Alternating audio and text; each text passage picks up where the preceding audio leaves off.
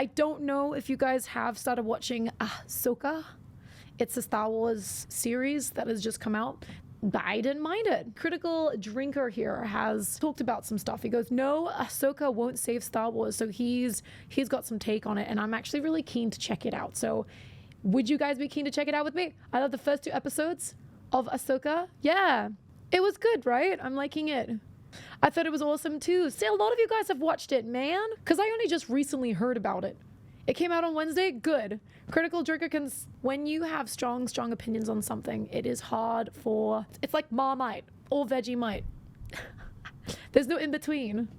It's a breath of fresh air to have a story based on old Star Wars lore with the Night Sisters and ancient Sith stuff. Oh my god, Empire, yes! So one of my favorite games, it's quickly become one of my favorite. It's not in my top 3, although I feel like it should be. It's basically number 4, and that is the recent Star Wars Jedi Survivor game that came out. Yeah, there were a bit of optimization issues and stuff, but who cares? That stuff aside, the game was amazing. The game was really fun. I actually finished it on max difficulty, and I'm very proud of that. But the journey was awesome. Star Wars Jedi Fallen Order was also incredible, and just watching this Ahsoka series, I'm looking at the Boglings, I'm looking at like the scrap yards or whatever it's called, and it's all just, I feel like I'm in the game. I feel like I am in the world. I'm so immersed in it. It felt really good. Oh, right.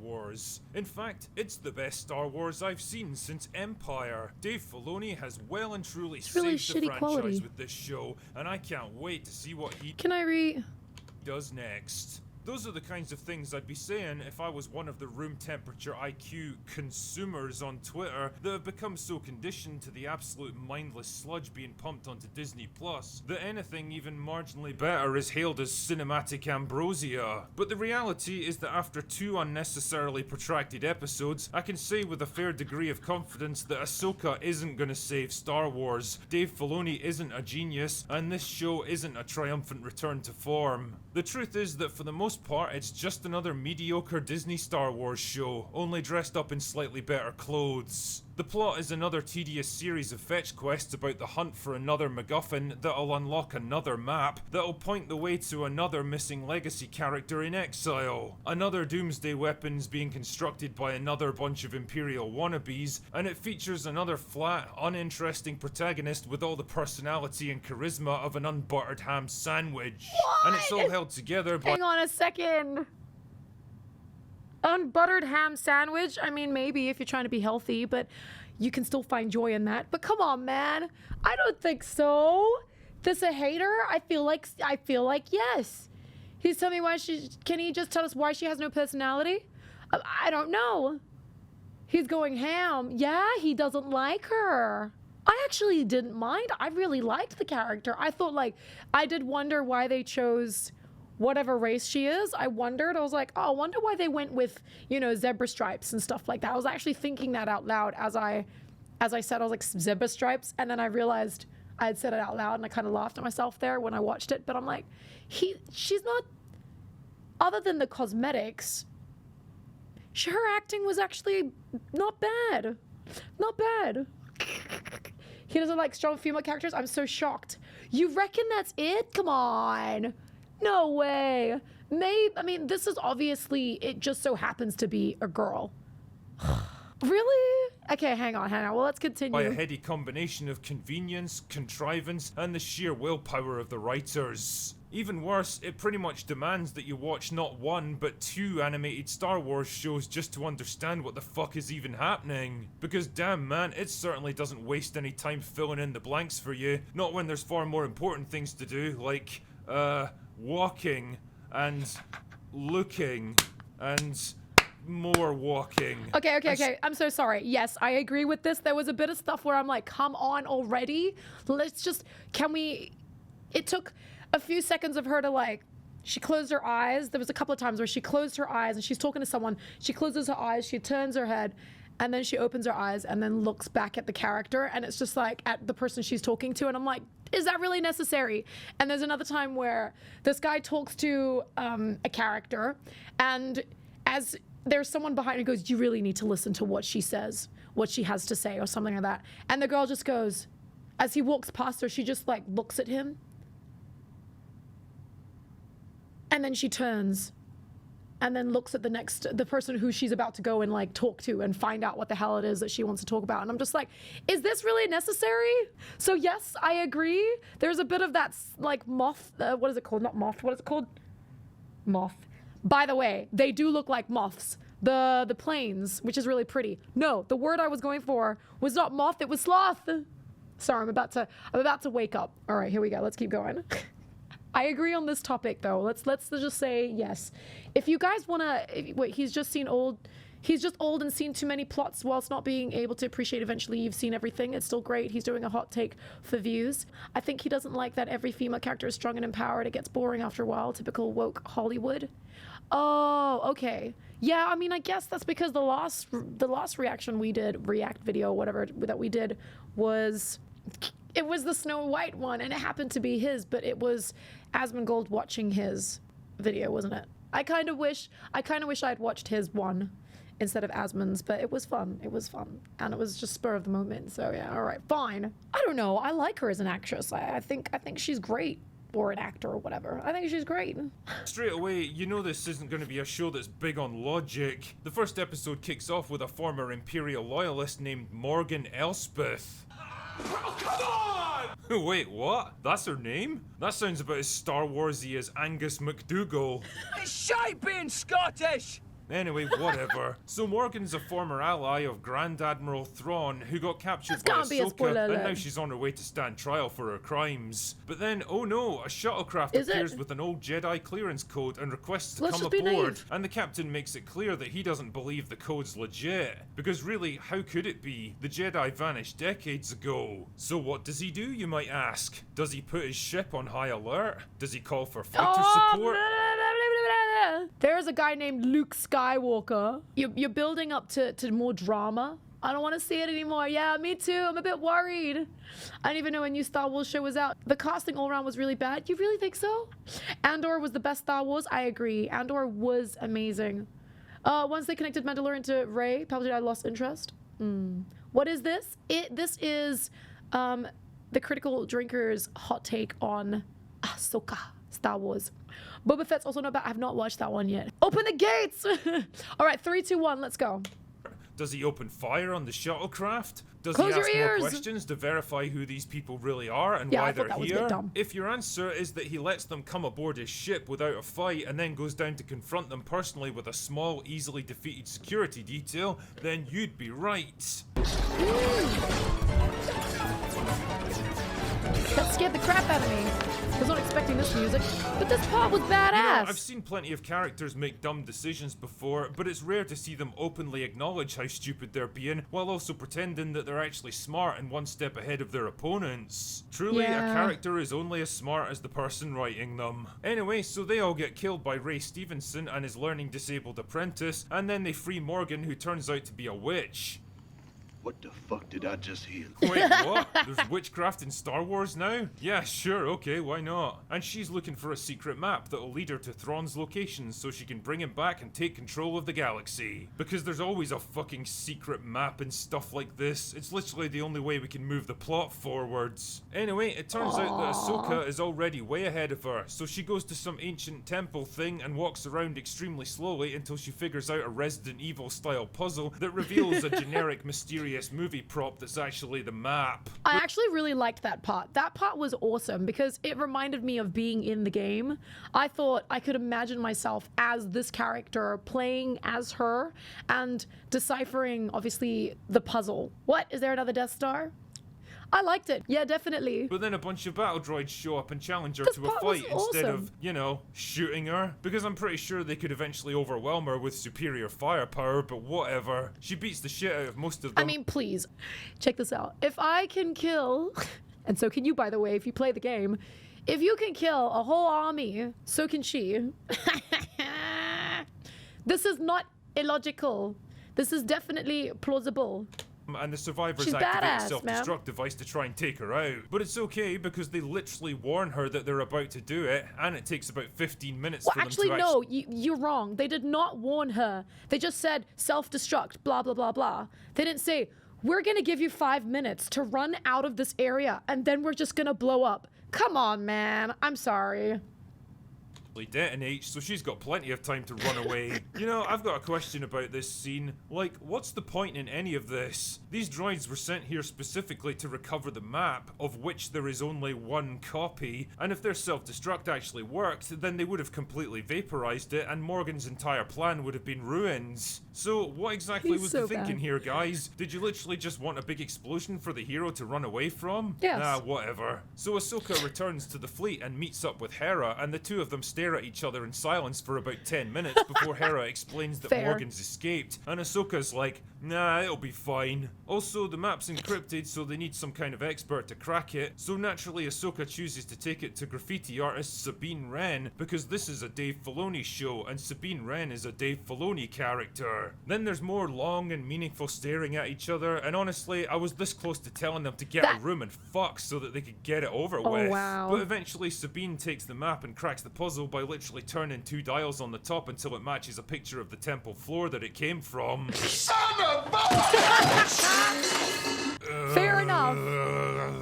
Oh, Fair fuck enough. off, show. Even a random chump like me could have figured that out pretty quickly. I don't think so. I don't know. I mean, it was very obvious for sure. You knew that you'd have to turn around, especially because of how she found, not her, the other chick, Ahsoka, how she found the puzzle, that round ball thing originally anyways. There was a lot of twisting and turning of things, and then this thing popped up and she found it, right? So, like, for sure, I understand.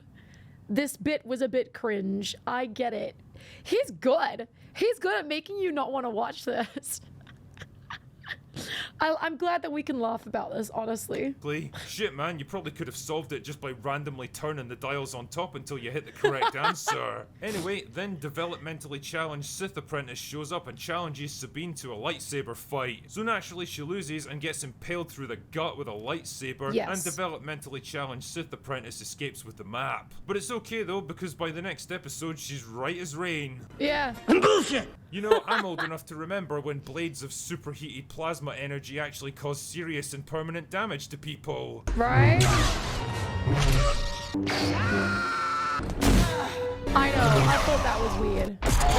Now it's treated more like a casual inconvenience that you can bounce back from in a couple of hours. Either way, things are looking bad for our dynamic duo. They've got no leads, no map, and no idea what to do next. So Ahsoka goes back to Sabine's home. There's a little bogling. Do you see it? The one at the doorway? That's a bogling. At least I think it's a bogling. You know, he's not wrong there about that injury thing. So she gets injured here, like it goes through here. And then in the next scene where they take off part 2, whatever, they take off the bandage or whatever, and it's here. It's like lower, you know, lower right corner of her abdomen or some shit. I'm like, what the? How did it move? Okay. And then she's like sitting upright, fixing stuff, and I'm thinking as well, how is she? Okay. Miracles. I believe in miracles. No, she just came from there because it's the only way that Dave can get the plot moving again. And wouldn't you know it, a single droid got left behind to try to kill her. Why is it still there when they already recovered the map and accomplished their mission, and Ahsoka's got no way of figuring out what they're gonna do next? Why doesn't it just self-destruct the moment she shows up for a guaranteed Fair. kill? Not a great plan. The point is that she quickly and But easily— it's not the same. I don't think it's the same type. This isn't the one that explodes, I don't think.